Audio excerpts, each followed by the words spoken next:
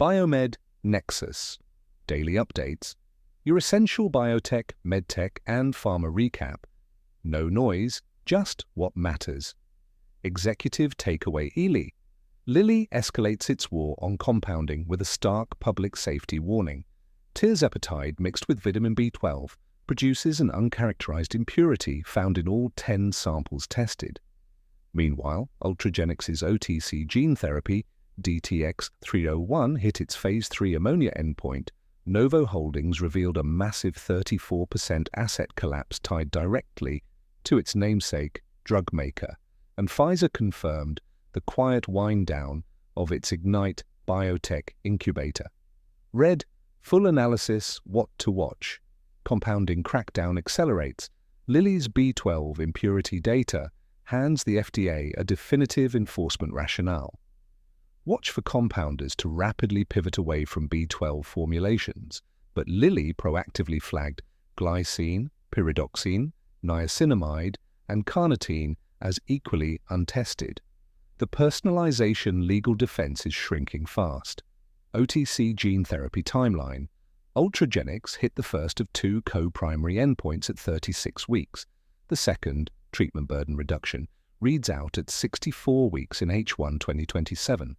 A BLA decision likely extends into late 2027. Rare shares fell to 3% despite positive data, signaling investors remain cautious after recent pipeline setbacks. Novo Nordisk overhang. Novo Holdings' 34% asset decline mirrors NVO's 34% share drop in 2025, plus another 24% YTD. Watch the March 26 Novo Nordisk AGM for any strategic signals as the GLP-1 leader recalibrates against Lilly's market dominance. Today's top story, Lilly warns of concerning impurity in compounded tirzepatide B12 products. What happened? Lilly issued a public safety warning Thursday, flagging significant levels of an impurity in compounded tirzepatide products mixed with vitamin B12.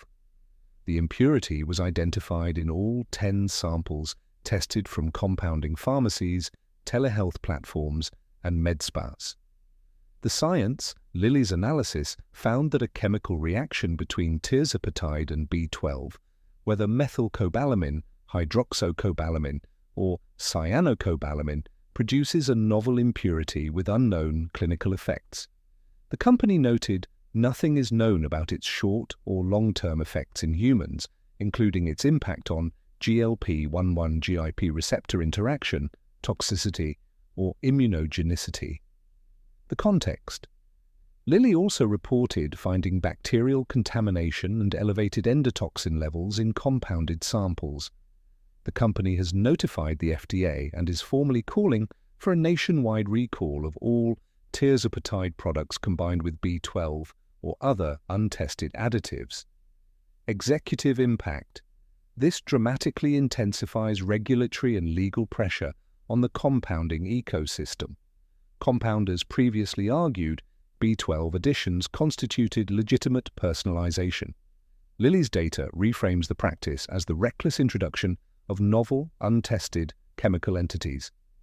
Clinical and research updates. Ultragenyx, DTX301 hits, Phase 3 ammonia, endpoint in OTC deficiency. The data. The Phase 3 Enchtheriant study met its first co-primary endpoint at 36 weeks. DTX301 treated patients showed an 18% reduction in 24-hour plasma ammonia compared to placebo, P0.018, while maintaining average ammonia in the normal range. Functional benefits. 8 of 9 patients with abnormal baseline ammonia reached normal levels rapidly. Treated patients reduced ammonia scavenger medications by 27% on average and increased protein intake, 13%, yet still maintained ammonia control. At week 24, 71% of treated patients reported being much improved versus 0% on placebo. Safety. One treatment-related serious adverse event, acute hepatitis, resolved with steroid treatment. Hyperammonemic crises requiring hospitalization occurred in 5 placebo patients, including 1 death versus 1 in the treatment arm, no deaths. What's next? The second co-primary endpoint, treatment burden reduction, is expected in H1 2027. Capricor releases late-breaking HOPE-3 cardiac data at MDA 2026. The update, Capricor Therapeutics, KPR, presented additional analyses from its pivotal Phase 3 HOPE-3 trial of doramyocel in Duchenne muscular dystrophy. The data showed LVEF improvement by 3.3 percentage points versus placebo, p-0.017, fibrosis reduction, 3-segment treatment difference in late gadolinium enhancement at 12 months, p-0.022, and an 83% slowing of disease progression on the Duchenne Video Assessment EAT-10 task. Catalyst? PDUFA is set for August 26, 2026. The asset is Priority Review, voucher eligible. Corporate and Business Development's Novo Holdings reports 34% asset decline tied to Novo Nordisk collapse. The financials, Novo Holdings released its 2025 annual results, showing total assets under management fell to DKK 694 billion, 93 billion, down 34% from DKK 1.06 trillion, 142 billion in 2024.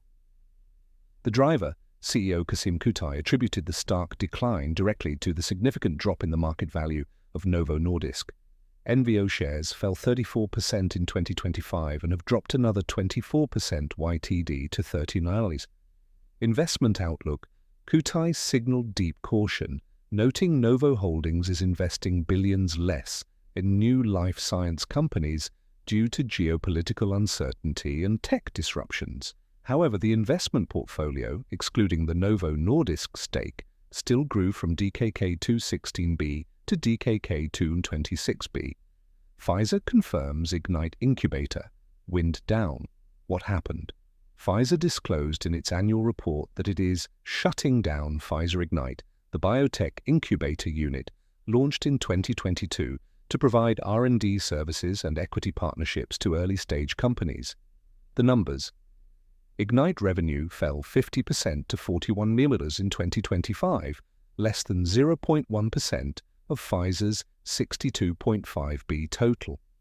The signal, the closure marks Pfizer's strategic retreat from early-stage incubation toward late-stage asset discipline, a stark contrast to Lilly and Roche, which are actively bolstering their early-stage biotech investments. Aviana Healthcare to acquire Family. First Home Care for 175.5 million. The deal, Aviana Healthcare, AVAH, will acquire Family, First Holding LLC, a pediatric private duty nursing provider operating 27 locations across 7 states for 175.5 million in cash. Expected to close in Q2 2026, Koru Medical announces CEO succession transition. CEO Linda Tharby will retire effective June 30, 2026. Chief Commercial Officer Adam Kalbermatten will become president on March 15th and CEO on July 1st. Under Tharby's tenure, Koru achieved profitability and raised 2026 revenue guidance to 47.5 million, 50 million, 15% to 22%. Week ahead, calendar, March 16 to 19, NVIDIA GTC 2026, San Jose. Watch for AI compute implications for drug discovery and protein folding. March 17th, GlucoTrack at LSI USA 26, Dana Point. 3-year implantable CBGM commercialization strategy. March 18th to 19, ACIP meeting. First meeting with Kennedy-aligned appointees, Drs. Downing and Farella. March 20th, Rhythm Pharmaceuticals, Imcivree PDUFA, acquired hypothalamic obesity, 1,000 US patients. March 24th, GSK, Linerixibat, PDUFA, cholestatic pruritus in PBC. March 26th, Novo Nordisk, annual general meeting. March 28th, Rocket Pharma, Kresladi PDUFA, LADI gene therapy. Read full analysis, Biomed, Nexus, Pro, Institutional Intelligence, brief in today's Pro. Brief, GLP-1 compounding. Endgame, why Lilly's impurity data shifts the debate from economics to safety science. Ultragenyx, rare. Risk framing, we model the commercial path for DTX301 against lingering pipeline sentiment fatigue. Market signals, tracking the 40% surge in Hims and Hers against the compounding crackdown. Week ahead, calendar, GTC 2026, ACIP, and upcoming PDUFAs. Upgrade to Pro. Today, read full article. Selective 2026 sponsorship placements are available. Reply directly to discuss a partnership or submit an inquiry here.